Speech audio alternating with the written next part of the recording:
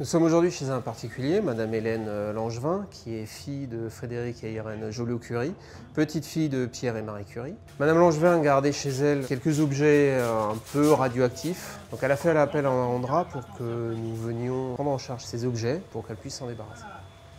Coton, il y a quoi? Il y a 1 cm de plomb, 8 mm?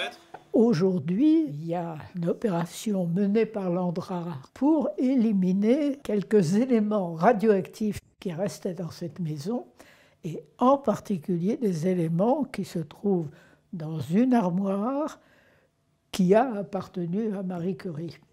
Dans l'armoire proprement dite, il y avait un petit ensemble d'éléments qu'on pourrait appeler ce qui reste d'un laboratoire transitoire de mon père, qui, malade, ne peut pas faire les mesures au laboratoire et les fait sur place. Alors sur les pierres, il y avait un... Oui, non, mais oui, il y a toujours de la poussière, mais pas en verre. On a mis en place un sas de travail qui a permis de découper l'armoire en toute sécurité et de la conditionner dans des colis. Pour d'autres objets, on a vérifié l'absence de radioactivité pour éventuellement les rendre à Madame Langevin.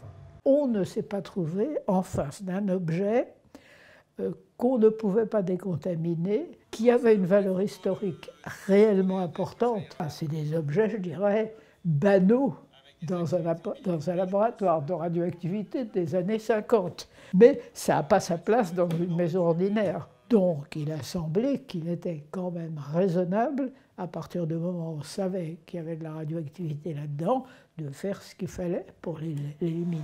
Le cube. Cube, oui. 3 milli au contact. Dans le cadre de sa mission de service public, l'Andra est amenée à reprendre des objets radioactifs chez des particuliers. Dans ce cas-là, on réalise un chantier de reprise des déchets. On vient avec une société spécialisée, on fait conditionner les objets, on les fait ensuite caractériser, c'est-à-dire déterminer la radioactivité qui est présente, et on les évacue vers nos sites. Les chantiers de traitement de la radioactivité diffuse, ça concerne une dizaine de sites par an. Et ça n'est pas une petite affaire quand même.